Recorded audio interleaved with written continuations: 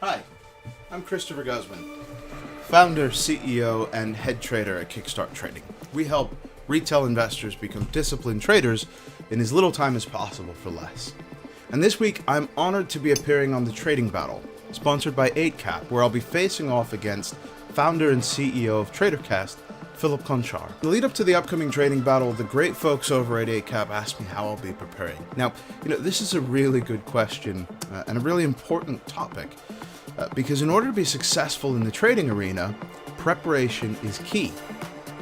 And so I thought I'd put together a quick little video answering this question and sharing some thoughts as I prepare for this epic event. I preach the gospel of trader psychology. In other words, I stress at every opportunity the importance of having a handle on your trader psychology. In fact, it's critical. And recently I've taken a bit of a break from trading. Now, I do this sometimes. I take a hiatus, if you will. Not for any particular reason other than to recharge, reset, and focus on other things like developing a Kickstart business. And then I come back to the market with a sense of clarity and a clear vision of my plan. And so it's been about 2 weeks since my last trade, and so in the lead up to this week's battle, I wanted to do something to clear my mind and help me get into the proper mindset needed for the challenge. So I hopped in the car and headed off to Liverpool. Now, I did this for two reasons. First, I love to drive, and I find driving to be very therapeutic.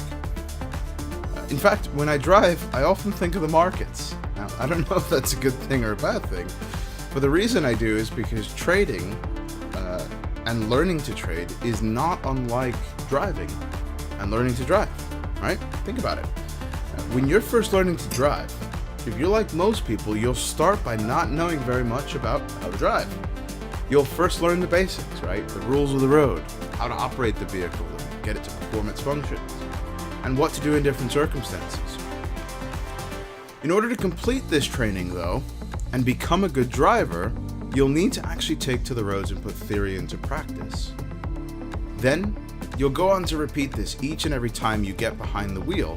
And before long, what began as ignorance and unknowing incompetence, meaning you don't know that you're incompetent, moves to known incompetence, where you realize what you don't know and therefore what you must learn, which evolves into deliberate competence through learning the basics, which means that you're competent, but only if you really think about it and focus on the task at hand.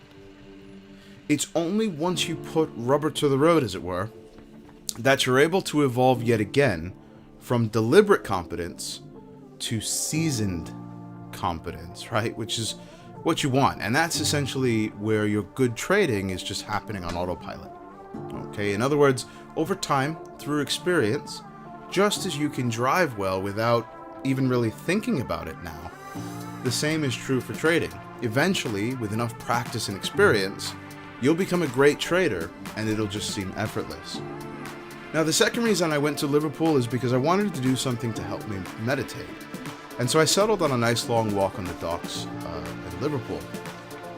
Meditation is a great way to start any trading day because it's all about quieting the mind and spirit and seeking clarity.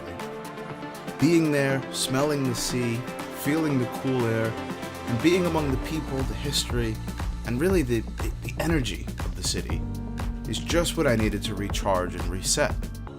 The live music, the birds, the smells of food vendors and restaurants, getting ready for lunch service, and the exercise from my hour-long walk were absolutely fantastic and helped me to really clear my mind and prepare for trading. Once the walking meditation session was over, it was time to get back to the office. I'm now back at the office after a fantastic walk, ready to get set up. Sidebar, your setup is also really important.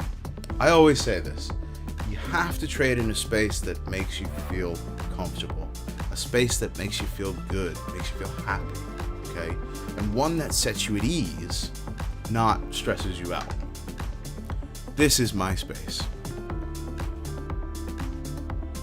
Now, once I'm in the markets, I'm starting on the daily time frame, identifying any key levels and any key stochastic RSI zone placements.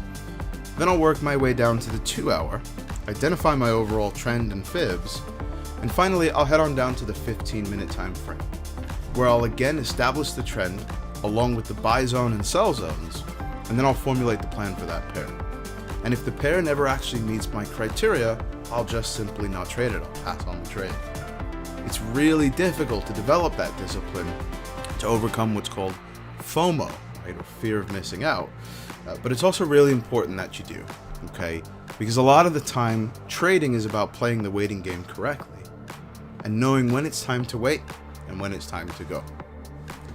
So there you go. There's a little bit of insight into my preparations for the battle and for trading.